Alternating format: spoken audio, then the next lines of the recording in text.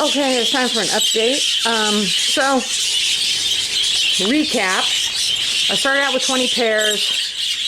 3 of them, hens rejected all males that I gave them, and I gave up. 2 of them went egg-bound, which is very unusual, and cued me in that I had a yeast infection going around. So I started treating them with yeast, with sodium benzoate for yeast, and all that badness stopped.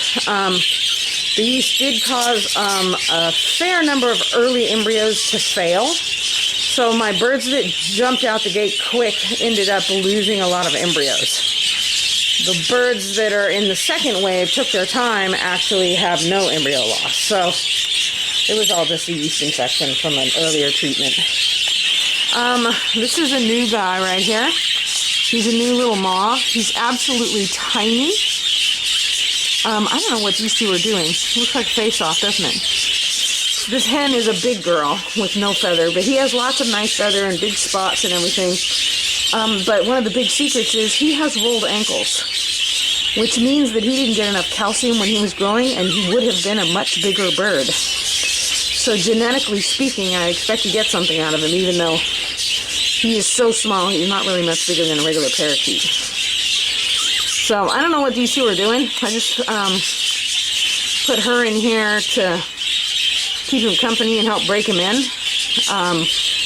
But we'll see. They kind of act like something's happening there. So I put a nest box on. Is anybody going in there? I don't think so. No, I dropped a piece of. Okay, so we'll see. I'm not in any big hurry. He's actually in quarantine, but we'll see what happens. He's a mauve. So he's fresh blood for my mauve program. So what we have is we have 2 different waves, the first wave and the second wave. The first wave is pretty much done. That would be meaning they've hatched out all their chicks and they're in process of raising. This is Indus and Luna, who had the very first baby hatch out. Come on, you 2, out the box. You want to see your little boo. Come on, out you go. 1. There's Luna and her giant baby. She's very cute. She just leaves my baby alone. She has only the 1 in there. She does have a second embryo, but she had a lot of embryo loss, and the second embryo that hatched out was much younger, so he's being brought up by somebody else. This is the second pair. This is O'Dowd and Stream. And all 3 of their little guys are thriving. The first 2 are banded, and they're looking good.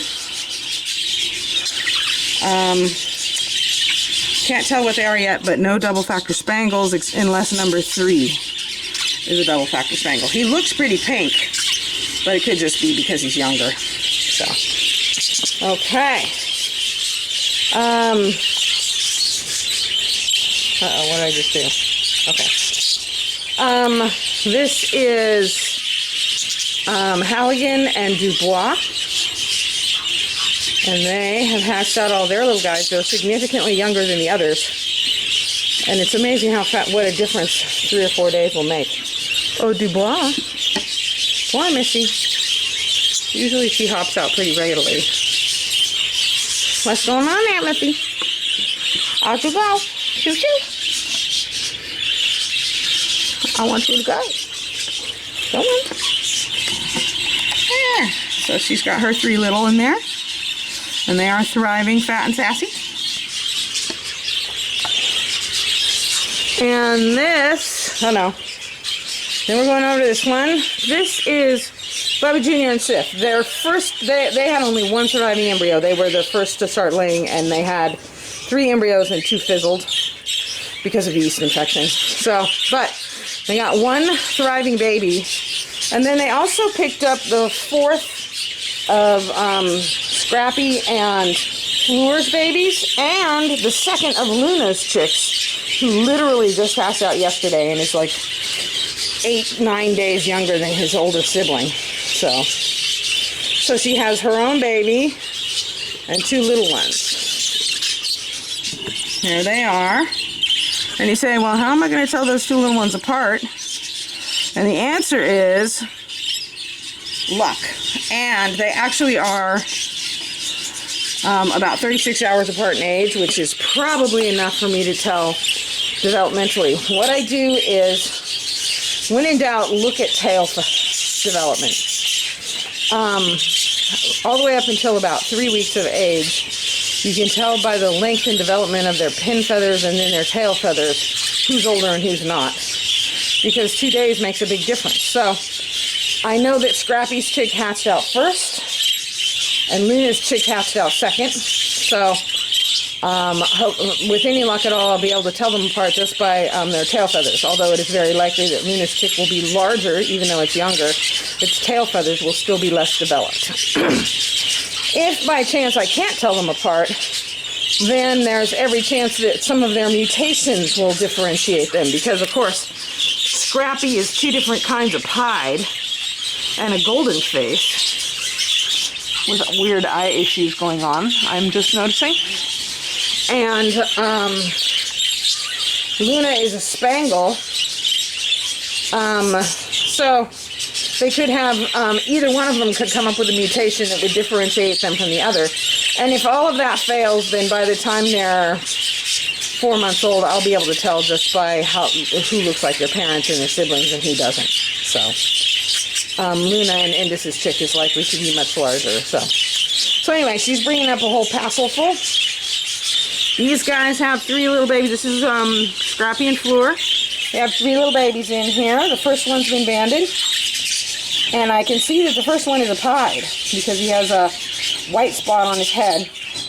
The second one does not look like that, happily, because I don't want a pied. So we'll see how they come out. I would love, my goal here is a golden face on a non-pied bird. We'll see what happens. Okay, and then, let me get my stool. Then we have, this is O'Connor and Clement. And O'Connor is O'Dowd's brother. And they're both Haverty's boys. And very nice birds. Good size. Nice masks. Come on, Clement. And they have 3 babies in here as well. Clement does not want us to see them. He says, leave my babies alone. There they are. Little fatos. So they're doing great. Again, we could end up with a double factor Spangle in there. Or not. And then we have McCabe and Airy, who, again, lost a couple of embryos along the way. And ended up with 1 live chick. And I fostered them an egg yesterday that's supposed to hatch pretty soon. Okay, Mickey, let me see them little babies. You got little babies in there? Where's that baby? There he is. So the other egg hasn't hatched yet, but she has her 1 live chick. And she loves it dearly. Her 1 live chick came from, this is Quartz and Fleur, and no, Quartz and Fournier, but Quartz flew away. And Fournier's left with 4 embryos, one of which I fostered to Airy. She's going to be probably the first of the second wave. So she has 3 live embryos in there. I will not let her keep more than 2 chicks because she's raising them on her own. But we'll see how many hatches out, when, where, and how. So she's the beginning of the second wave. Still no live babies yet. This is Lake and her crummy little guy, Doyle. Oh my goodness, look at that. 2 babies in 1 day. I knew she was going to do that because she delayed sitting until all of her chicks were older. Until all of her eggs were older. So, okay. We just found out we got 2 chicks, and I expect that 3rd one will hatch pretty soon, too. Yay! I thought you were going to be first. What happened? And then this is Murphy and Lemieux. who are not due to start hatching eggs till Friday. And his brother, Kenny Loggins and Bella Rose, are also not due to start hatching eggs till Friday. And then the last one here, this is Dolerite and Mist. And she's been shedding embryos all along. She had one live chick that got rickets from day one, too young to treat and too young to tape, and I had to put it down. But they have one more embryo in there, and if it hatches, they stay. Let me see, Missy. You got anything in there yet? Oh, there it is, right there. Okay, we got babies. Okay, so the second wave has begun. Yay! And that's where we're at with babies. We're going to be doing box cleanings pretty soon. As soon as I get all 3 babies banded, I start cleaning boxes. So you'll see that there was a certain amount of poop in all those boxes. But I don't like to interfere with a hen's box when she has tiny little babies. So I wait until the youngest chick is banded, which means it's about 6 to 8 days old. And then I will take the box off, fill it with pine shavings, and put the babies back on top of it, and the mothers never reject them or anything. They will sometimes hesitate to go in the box for a little while, but they get over it. So anyway, that's where we're at on babies. Things are coming along. On some of those bigger chicks with the down, we'll start seeing colors pretty soon, and it's all good. Okay.